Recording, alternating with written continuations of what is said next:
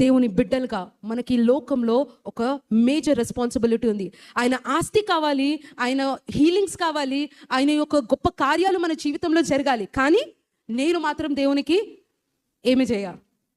But God has not just called us to be as sons in the kingdom of God. He has called us to be as heirs in the kingdom of God. అంటే ఆయన వారసులుగా దేవుడు మనని పిలుచుకున్నాడు. అది కూడా మనం ఒక్కసారి Romans 8:17 right, క్రీస్తుతో పాటి వారివి అంటే ఆ వారసులము, క్రీస్తుతో పాటు వారసులము. అంటే మన జీవితంలో ఎప్పుడు కూడా మన దేవుని దగ్గరికి దేవా నాకు ఇది కావాలా, నాకు ఇది కావాలా, నాకు ఇది చేయ దేవా, నాకు అది చేయని అంటాము. కానీ దేవా నేను ఇది చేస్తా, నేను ఈ విధంగా జీవిస్తా, నేను ఇట్లాంటి పనులు చేస్తా, నీ యొక్క సువార్తను నేను ఇతరులకి తీసుకొని వెళ్తా, ఇట్లాంటి జీవితం మాత్రము మనము కలిగి ఉండము. కానీ ఇక్కడ వాక్యం ఏమని చెప్తుందో తెలుసా? మనము ఆయన వారసులము. ఒక రాజు ఉంటాడు, ఒక రాజుకి కుమారులు ఉంటారు ఆయన రాజ్యంలో, అవునా? ఆ రాజు చేయాల్సినంత కూడా ఇప్పుడు ఎవరి బాధ్యత? కుమారుని బాధ్యత, right? So he is the next king. God has all called us to be as kings and priests in his kingdom. మనందరం కూడా రాజుల వలె దేవుడు ఆయన యొక్క రాజ్యంలో మనల్ని పిలుచుకున్నాడు.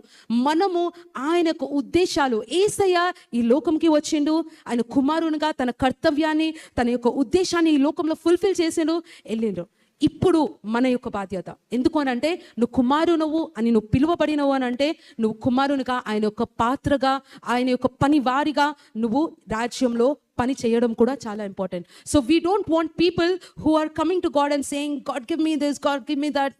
నో, ఇచ్చిండు దేవుడు అవన్నీ, బై డిఫాల్ట్ ఇచ్చేసిండు దేవుడు నీకు అవన్నీ.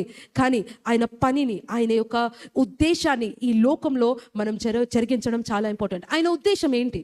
ఎవరైనా కానీ ఒక్క పాజ్ తీసుకొని మనం ఎప్పుడన్నా ఆలోచిస్తామా, దేవా అసలు నువ్వు ఏం చేయాలనుకుంటున్నావు, ఈ లోకంలో నీ చిత్తం ఏంటి? మనం ఆలోచిస్తామా? చేయము. ఎప్పుడు కూడా బ్లైండెడ్గా ఉంటాము. కానీ ఒక రోజు I want you all to know this, మీ రూమ్స్లోకి వెళ్ళండి, మీ యొక్క personal time, because God speaks to people not just about your situations or not just about your friends or the people who are around, but he will speak to you about his kingdom. ఆయన యొక్క రాజ్యంలోని మర్మాలని దేవుడు నీకు తెలియజేస్తాడు. మనము church అని నార్మల్గా అంటాము, కానీ ఆయన ప్రశస్త రక్తముతోటి ఆయన మనని కొనుక్కుండే.